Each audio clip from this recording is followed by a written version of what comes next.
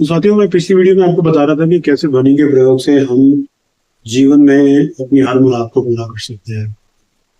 और हमने पिछली वीडियो में ये देखा कि आपके आसपास जितनी भी चीजें हैं, हर चीज की अपनी एक ध्वनि है।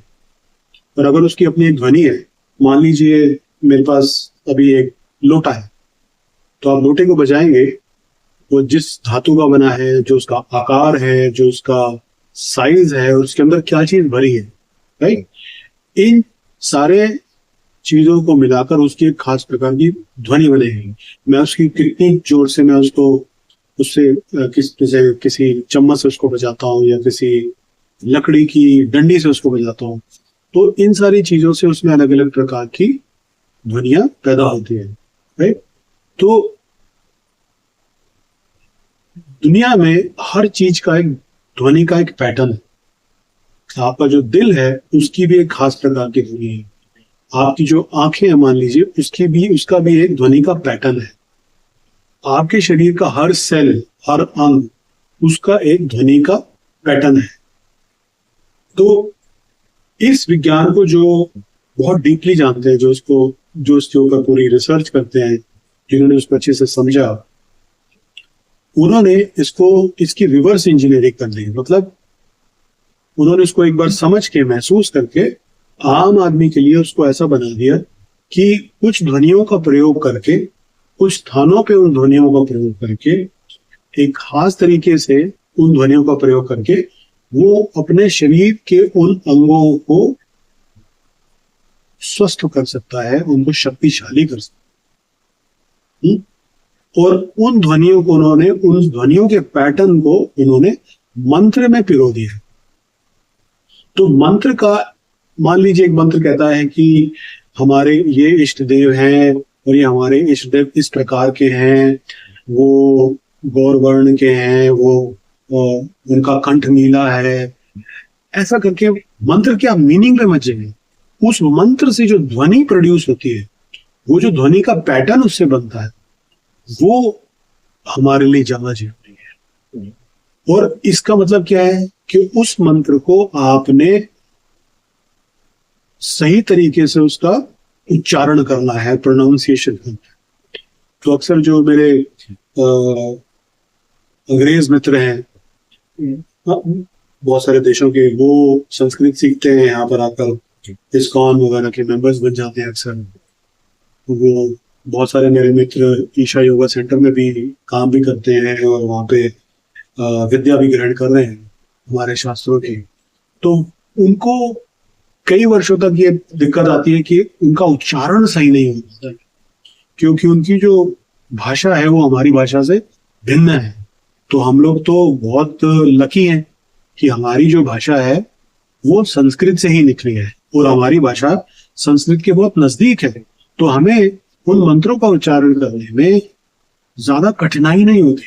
हाँ, दुर्भाग्य की बात है कि हमारे स्कूलों में एनसीईआरटी, मैथमेटिक्स एजुकेशन के कारण, उस गुलामी के कारण आज भी हमको इस तरीके के सब्जेक्ट सिखाए नहीं जाते हैं। आज कितने ही लोग होंगे जो मंत्र विद्या ग्रहण करते होंगे। हाँ, हो सकता है कि इस वीडियो को देखकर अगर आप अंत तक देखेंगे, इसकी सारी सीरीज आप देखेंगे, तो शायद आपको इच्छा मन में जागृत होगी कि सारे नहीं तो कुछ जो हमारे मेन मंत्र हैं उनको हम सीखें, उनके सही उच्चारण को सीखें। और आप ये भी समझेंगे कि हाँ, पैसे कमाने के लिए आपको अंग्रेजी सीखनी है, उसको मैं मना नहीं कर रहा, मगर आपको संस्कृत और संस्कृत के करीब जो भी भाषा है उसको बोलना बहुत जरूरी है अंग्रेजी, ताकि उससे हमें, उसके रोजमर्रा के प्रयोग से हमें जो शारीरिक और बौद्धिक बल प्राप्त होता है वो प्राप्त होता है। तो अपनी अपनी मातृभाषा और भारत की सारी ही जो भाषाएं हैं, चाहे तमिल हो, चाहे तेलुगु हो, चाहे बांग्ला हो, चाहे कोई भी भाषा हो, वो सभी की सभी संस्कृत से ही जन्मी है। हाँ, बहुत लोग इसके ऊपर अब बहस करेंगे और अपनी अपनी दलीलें देंगे, मैं उस सब में नहीं जाना चाहता। तो कहने का मतलब यह है कि जो एक मंदिर है वो और जो हमारे मंत्र हैं वो मंत्र को प्रोनाउंस करने का तरीका, एक खास समय पे उसको प्रयोग करने का तरीका, इन सब के पीछे कारण एक ये है कि आपकी चेतना शक्ति की वृद्धि की जाए, आपके दिमाग को, जिसको कहते हैं ना, अवेकन किया जाए। आजकल एक शब्द चलता है अंग्रेजी में बहुत, कॉन्शियसनेस, अगर आप लोग समझते हैं तो आपकी कॉन्शियसनेस यानी चेतना शक्ति को बढ़ाया जाए, आपकी बुद्धि विवेक को और सुदृढ़ किया जाए।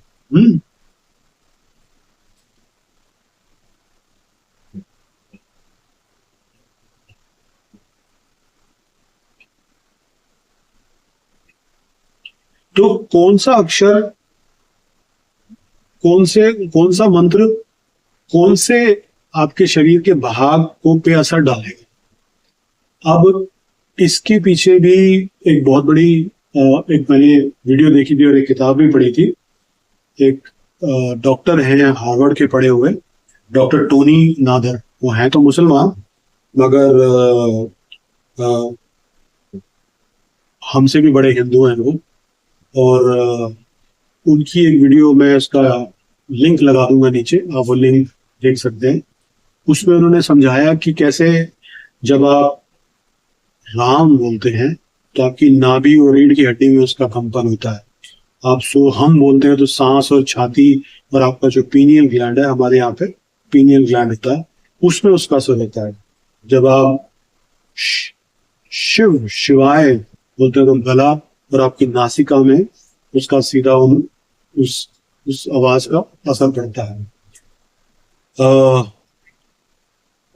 और कुछ मंत्रों से तो सीधा हमारे डीएनए के ऊपर भी असर पड़ता है। अब कुछ लोग बोलेंगे कि ये डीएनए क्या है, वो मैं आपको अगली वीडियो में, जो हम मंत्र बोलते हैं उस मंत्र का अर्थ क्या है। मंत्र मतलब मन प्लस त्र, मन को पार करने वाला जो यंत्र है, जो अपने दिमाग को आप कंट्रोल कर सको और आप दिमाग की जो त्रुटियां हैं, उसमें जो व्याधियां हैं, उसमें जो आपको एडिक्शंस लग गई है, आपको लत लग गई है, मान लो ड्रग्स की, शराब की, तो मन बुद्धि, अगर आपको बार बार क्रोध आता है, आप डिप्रेस रहते हो, आप शांत हो, किसी कारण से टेंशन हो गई है, तो कैसे उस मंत्र के प्रयोग से